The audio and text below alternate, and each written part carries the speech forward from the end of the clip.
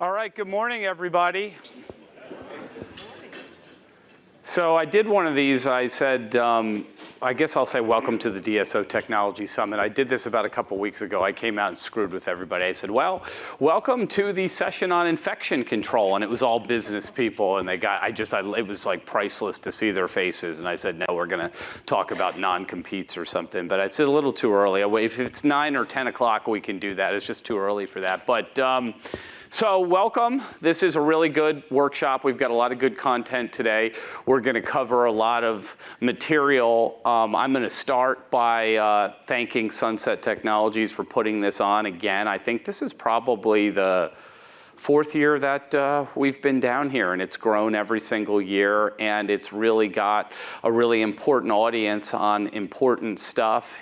You know, it seems like the rate at which technology is evolving in the DSO industry it's exponential. There's been more advancements in the last 5 years than there has been in the previous 100. And what we have now is it used to be when human beings were working on the technology, it would sort of, go on an upward slope. But now we have AI working on AI and working on the technology, and now it's like the slope is there. And if you don't pay attention, even in a short period of time, it astonishes me, 2 or 3 or 4 months, there's dramatic changes. So that's kind of where we are. So I'm going to kick it off and talk a little bit about the critical role of technology in the DSO industry. Then we're going to, have a lot of speakers and a lot of content going on today.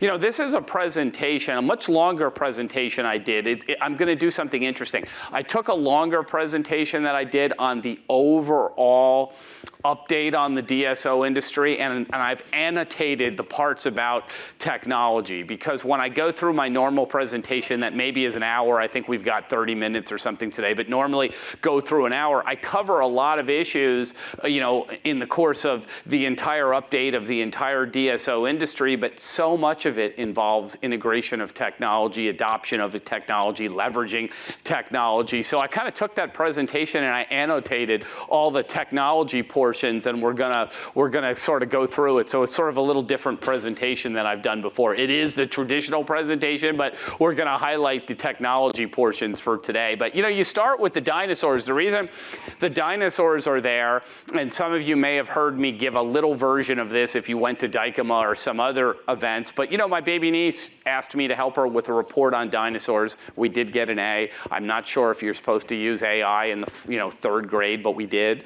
But it was on dinosaurs, and I sat there thinking about the whole thing and how much it relates to what we're doing here in dentistry. There's just a general idea that if you don't adapt to environmental changes, and the idea that environmental changes can happen very quickly and unexpectedly, you can go extinct, or you can struggle. And that's why we have dinosaurs now on some of the presentations that I do involving technology. It stands for the general proposition that if you don't adapt to changing environmental conditions, you can go extinct. And I kind of went through this because, God, I had to spend all these hours on this. We're only gonna cover this for about 15, 20 seconds today, but I put so much damn time in dinosaurs, I had to stick it on this thing. But the idea of it is, these are big, powerful creatures, okay? They ruled the earth for 166 million years, and humans, if anybody's wondering, been here 300,000 years, so that's 0.118%. So we might think we're all powerful and cool, but in like the cosmic timeline, we ain't been here hardly at all. Dinosaurs were here 166 million years, and by all accounts, and this is the interesting thing and how it relates to what the dental industry's gone through in the last 5 years, by all accounts, there probably could still be dinosaurs here today. It wasn't that long ago, 66 million years ago, that they went extinct. But the reason it all happened is, like, the old saying that you guys know, anybody that's ever, just thought about things, shit happens. I mean, like, stuff that unexpected, like, was not on your radar screen sort of happens. And in the case of the dinosaurs, basically, I won't cover all this because this is the short form of the presentation, but in the case of the dinosaurs, if you look at this asteroid, you can't make this up. Like, you couldn't have written a better science fiction type, movie, except like it really happened. It wasn't fiction. Like, from beyond the orbit of Jupiter. That sounds like you're starting some science fiction novel, but it wasn't. That's what happened. This big thing that was about 20 kilometers across struck the Earth at 45,000 miles per hour 66 million years ago. It struck down by the Yucatan Peninsula. If you ever snorkel down in Mexico, you can actually see portions of the crater where it hit. And almost overnight, like, shit happened. Like, basically, there was a huge explosion, massive heat wave, debris, all this stuff, and basically everything over 50 pounds died. I mean, if you want to kind of give it.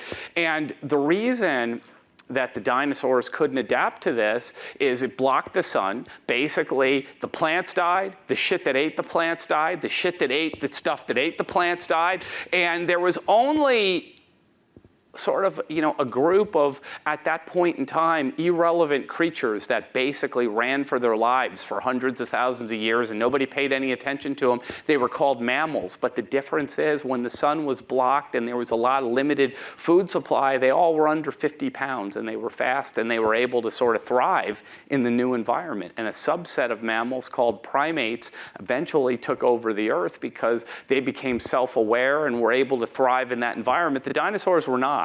And that's sort of the idea of technology right now in dentistry. And the scientists have a term to describe this. It's called adaptive radiation. It's when evolution occurs on an expedited basis due to extreme environmental changes. If you ever seen a frog, it's why they suddenly hop. Frogs spent a lot of time in pools of water, and they just kind of hung out like in a pool of water, and it was great. But then the environment changed and pools of water started to dry up, and the frogs kind of thought to themselves, to the extent they can, or maybe they just sensed it, like, if we stay here, we're gonna become roadkill. So like these legs that like swim in water, they also can hop, and we better start hopping over to like another pond or another body of water, or we're gonna die. And they said, in the case of frogs, and there are other animals, but frogs are a great example, this happened really, really quickly. Like, normally it takes hundreds of thousands or millions of years. This happened like in a very, very short period of time because the environmental changed. And that's sort of where we find ourselves right now in dentistry. A short history of dentistry, just like the dinosaurs, except for hundreds of years. Dinosaurs actually hung out for millions of years, but dentistry, for hundreds of years, it was recession-proof, pandemic-proof. It was almost a guaranteed business model. You could be bad at it and still make money. I mean, it was astonishing. You could be a mediocre operator, a poor operator, worst case scenario, you'd make a little bit of money or kind of break even. The normal rules of business did not apply to dentistry. You go out and you open up a McDonald's franchise or a Burger King franchise, and you're just like the worst operator ever, you lose all your money. You go bankrupt. That's it. It's like, too bad. That's the breaks. You're like bankrupt, and landlords repossessing the premises, and too bad. In dentistry, it was not like that. You could be a terrible, terrible operator, and people just seemed to keep coming to the dentist. And if you were a great operator, you made a lot of money. If you were a terrible operator, you made a little bit of money, but nobody really lost money, for the most part. Okay, it was almost as close to a guarantee as you would have, and there was no reason to change, and it evolved very slowly. The way people did dentistry in the 1970s, they were still doing it in like 2015 and 2020 in a lot of cases. In 2000, modern DSOs started to emerge for the very first time, but the interesting thing, if you really studied DSOs like I did, is they never changed the business of dentistry. They would say, hey, we're gonna get volume-based discounts on supplies and equipment. We're going to maybe try to negotiate better reimbursement rates with payers. We're going to maybe negotiate better deals with landlords and take over some of the business side of this and probably make the practice more profitable overall because we're going to do some business solutions. But they never changed the actual business of dentistry and the way people did things. And it created sort of a bubble in the market that eventually burst. The bubble was, we could just buy dental practices without fundamentally understanding the business of dentistry and roll it up and sell it and make a nice return on investment, and never really understood what the heck we got or what we bought or what we were really doing, other than you would ask supposedly very sophisticated investors if this would have been 2016, 2017, 2018. So what are you doing? Well, you know, we got like these dental practices and stuff. Okay, like, but what is the business? Well, you know, like people go to the dentist and, you know, they show up and they treat them and, you know, we kind of make money and stuff like that. And these are like MBAs at like Wharton School that are talking about this. And you're like, well, do you understand like, you know, what happens in a dental office? Well, yeah, like, you know, people like come and they get their cavities filled and, you know, maybe like they get a cleaning and they like pay the dental office and, you know, stuff like that. And like, this is what the discussion between me and private equity groups was like in 2015, 16, 17, and 18.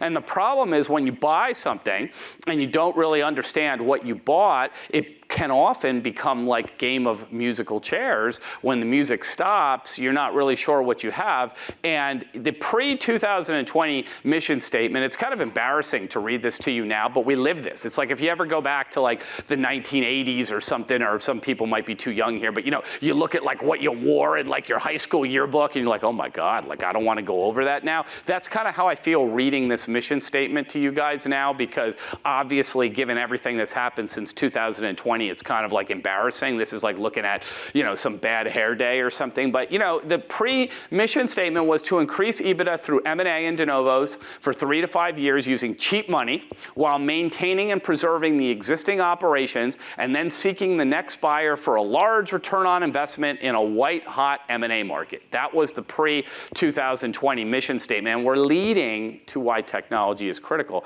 because sometimes the universe has other plans, and the asteroid for dentistry was COVID-19. That's what it was. We didn't actually, thank goodness, have an actual asteroid strike the Earth and we all got wiped out, because I think most of us are more than 50 pounds in this room. We would have been in big trouble, but that's not what happened. But instead, we got something you can't see. Instead of a giant thing striking the Earth, this tiny virus that nobody can really see. And what it really did is it created stuff that we'd never seen before. We had a great lockdown. You know, we'd never had the government tell people that they can't go to the dentist. Like in the history of dentists, like I can't remember a single time since dentists like started coming to America and treating patients, I can't ever remember a time that the government said you can't go to the dentist, except for March of 2020. The government and the ADA and some other people said that. Then, you know, there was supposed to be, all right, you know, this was terrible, but we're going to open back up again and see sort of what happened again. I think California just opened last week, but most of the U.S. kind of opened up, you know, a little bit before that. But it didn't really work that way. For a time, there was a nice recovery. You know, you kind of tried to reopen as quick as you could. There was, and you know, that was a problem in itself with all the personal protective equipment and everything else, and the supply chains. And it was not easy to just open back up, but people tried. Then there was a recovery period, but then you had something called the Great Resignation, the law of unintended consequences, in that if you pay people to sit on the couch and you flood everybody with aid programs, and it becomes more lucrative to sit on the couch than actually go to work, people won't go to work. They'll take you at your word. Well, you going to pay me? I'm going to sit at home. Then you eventually, as a result of all that, it created massive labor shortages. You had what was called the Great Inflation. This happened. It was breathtaking, not in a good way. June of 2022, the interest rates almost tripled. Everybody's pointing fingers. This is not a political discussion. I'm not going to get into that, but let's just say it happened. The interest rates tripled.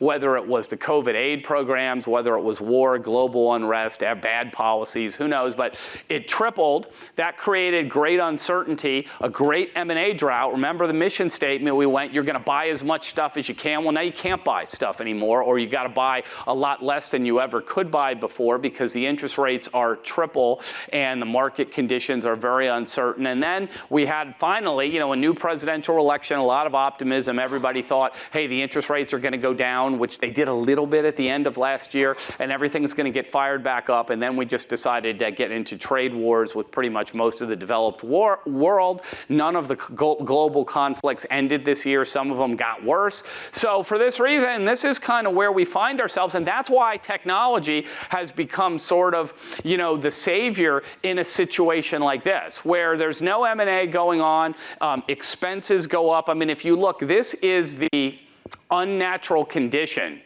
that exists right now in the dental industry and why technology is so critical. If you're wondering, where's the punchline of technology, it's right here, right? Money's the highest cost it's been in decades. The labor is the highest cost it's been maybe in the history of the industry. There's a shortage of labor. The already high cost of supplies and equipment are starting to go up more due to inflation and the trade wars and the tariffs.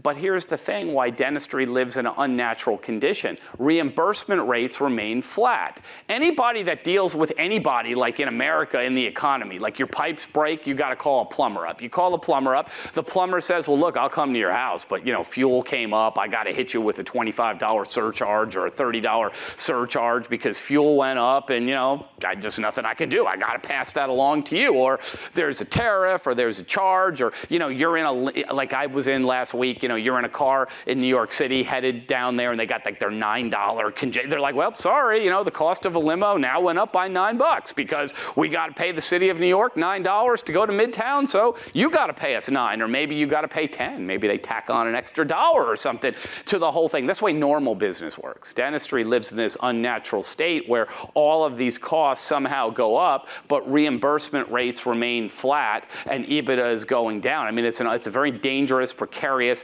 unnatural state to be in, and there's a very limited ability to just buy your way out of it, to say, our existing EBITDA went down, but we're going to buy more EBITDA. You can't do that in the current conditions. So this brings us to the necessity for technology and where we are now. There's all these questions we can't answer: when these wars are going to end, how are the trade wars going to affect expenses, when will inflation fall below 2%, which is the critical benchmark to really get to where the interest rates start to go down, because they lowered them yesterday a quarter point. That's a blip. That's not really going to help anything. You're going to need 4 or 5 more those to really get where we need to, and a lot of the DSOs are saying, when will favorable M&A conditions return? What will the valuations be? When will my equity event occur? And we can't answer any of that right now. We really can't. I mean, it won't last forever, but we can't answer those questions. But what we can answer, and this is everything that we're talking about now: how do I grow without M&A? How do I address labor challenges? How do I mitigate supply costs? How do I improve profitability? And technology holds the key to all of these things. You can do more with less employees utilizing technology. You can save a lot through efficiencies by lowering your overhead, ordering supplies and equipment. You can address, obviously, labor challenges by leveraging technology, and you can overall improve your profitability, which will improve your EBITDA, which will improve your enterprise value by leveraging technologies. But here are the, sort of the challenges. The focus of the industry now has been on same-store growth because M&A has been extremely muted and much less. Some organizations aren't doing any, some are doing a lot less.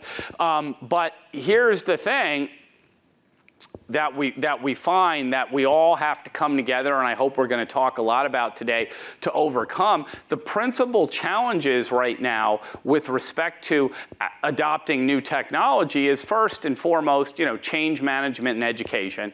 Second is integration. Okay, and this is where Sunset Technologies has led the industry in a lot of ways in coming up with integration solutions, because, if you can't get the technology integrated with your PMS system, or it doesn't integrate with other things that you're doing, it becomes very, very difficult to get the staff to utilize the technology. And I've seen it over and over again with organizations. They'll sign contracts with technology solutions, they'll be excited, and then I'll follow back up 6 months later, and the feedback is, nobody's using it. It's not turning. It's always heartbreaking. They sign a contract, it's like they're playing music, dancing around, and then you come back 6 months months later, and there's a lot of confusion and disappointment, and usually the answer lies in integration and adaptation, and people are not using it. So those are challenges that we have to sort of overcome. And the last one, I'll talk about this a little more in a minute, is implementation.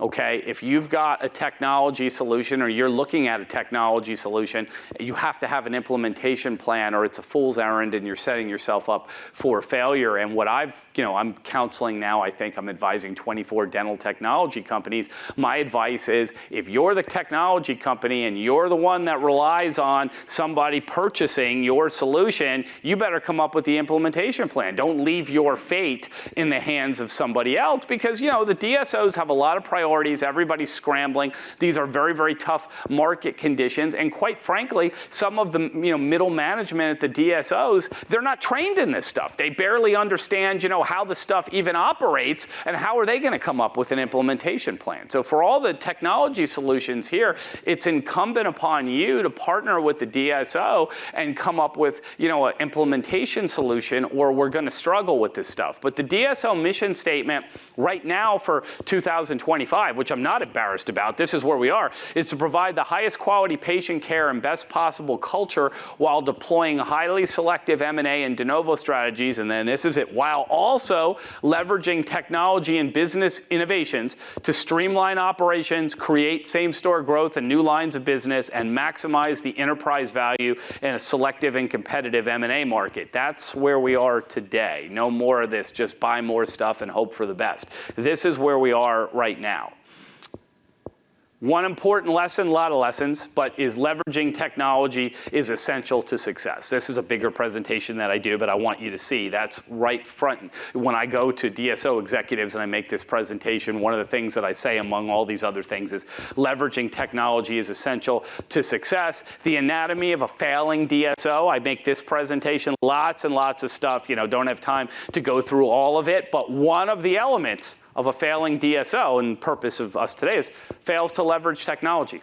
Buries your head in the sand, feels like, this is, not going to happen, doesn't apply to me, I don't need to understand this, I don't need to worry about this. If you fail to leverage technology, it's usually one of the elements of a failing, DSO. The anatomy of the successful DSO. Again, a lot of stuff here. We don't have time to go through all of it, but you got to right size your overhead and you got to utilize technology to do that. That's absolutely critical. You got to leverage technology to address employee shortages, high labor costs, expense reduction, same-store growth, case acceptance. Technology can do all of these things. So when I sit with DSO executives, this is sort of a key component. And then here's the last one, and it applies to everybody. It applies to you guys. It applies to DSO executives. Everybody in the room is you can't be afraid. You have to be intrigued by the challenge. I've seen so much stuff in organizations over the last 5 years. I've seen, oh my God, this is crazy, let's fire everybody. I've seen, oh my God, this is crazy, let's hire everybody because we think we can hire more people and they'll solve it. And fear really often, most of the time, makes things a lot worse and doesn't really help it. You have to be intrigued by the challenge, and the organizations, not just DSOs, but technology solution organizations that are intrigued by the challenge, that say this is an interesting problem, let's sit together and rationally try to work through it. Those are the organizations that do the best kind of in this marketplace. And the last couple things I want to talk about is there's a required thought connectivity that goes on here. I did this at a DSO meeting. I called it the dance, and it was funny. We had people came out, we danced like with the team and the partners. I got I think the AI solution to come out and dance with the clinical director. They made me dance a little bit. It was rather dramatic. They had some music playing, but that was I thought it was effective for the entire DSO organization. They had all their doctors and all their staff to understand what we're talking about. You can call it a dance. You can call it thought connectivity, but what you have to do is the DSO's got to be the conductor or the choreographer of the dance. And they got to get the dentist to buy in to technology solutions. If they don't, you're really going to struggle. Then you got to get the staff to buy in, because if the dentists buy in, but the staff sabotages it, undermines it, doesn't want to do it, you're going to have a problem. And finally, you can't treat the vendor transactional. You can't treat the vendor like we just paid you a fee, you dropped off your stuff, and now go home and we're not going to hang out. Because the vendor understands their product more. I think, honestly, if I do this slide again, I should put technology partner. That's probably a better term. I wrote this, whenever I did, but probably the technology partner should be in place of vendor. Vendor sounds too informal, maybe not, appropriate for what we're talking about. But the technology partner understands their product, understands the best use of their product, and you got to get them involved. And everybody got to dance with everybody. You can't step on each other's toes. Everybody's got to dance. And if you can't waltz together here, you're going to have a problem. Because if the technology partner can't come up with a good implementation plan, a good education plan, a good integration plan, you're going to have a problem. If the staff sabotages it or is not interested or doesn't understand it, fear is a dangerous thing. Sometimes they just don't understand it. You're going to have a problem. And if the dentist doesn't buy in because it's their practice, you're going to have a big problem. And the DSO's got to choreograph that whole thing. Keys, this is what we're talking about, to successfully adopting new innovative solutions. You have to educate people. It has to be integrated. You've got to have a good implementation plan. And if you have all that, you're going to have, adaptation. Otherwise, you're going to struggle. Finally, the last sort of slide of my presentation, these are some of the things that excite me again when I make this presentation to DSO executives. I talk about PMS systems. I talk about diagnostic AI, AI for patient retention, revenue cycle management solutions, cybersecurity, compliance, leveraging data for marketing, automating human functions as much as possible, and obtaining speedy access to KPIs. And there's others, but these are sort of a lot of points of emphasis for me. And when I make recommendations for success, I kind of run through all of these sort of things that touch on, technology. So, with all of this, I think this is a really great opportunity today to get everybody together and collaborate, on as much of these things as we possibly can. And that brings me to Patrick Jacobwith, who I've known for, since he put this on. I think I met him at the very first DSO Technology Summit. I think we might have been at the original Gaylord Opryland Hotel here. It was a really good, sort of introductory event. It kind of was like my event. When I did Dykema the first time, I had about 41 people, and then we had, 2,600. We kind of started small, and we've grown on this. And Patrick's doing incredible things for this industry right now, because things have gotten to the point where you need sort of a river guide to take you down the river. You need a river guide to tell how you can button up your security, because there's a lot of cyber attacks and issues like that, and you need a river guide to help you, one, avoid it from happening to begin with, but if it does happen, how do you negotiate with people? How do you get your stuff back? How do you preserve your organization? You also need a river guide on this integration. I talked about integration. Things have gotten a lot ahead of themselves. The technology and the development of the technology is so far ahead of the integration and where it needs to be, and you need a river guide, to help you sort of integrate technology. And finally, you need a river guide on the theory of everything. I have an organization, I want to adapt technology, but this is my PMS system. What might be a good fit? What might work for me? What sort of things would be a good use of my time? What sort of things would be a rabbit hole? Because it's like everything right now is AI, if you see it. To the untrained eye, everything is AI in the industry. And my personal opinion is there's a lot of garbage out there, okay? There's a lot of really good things,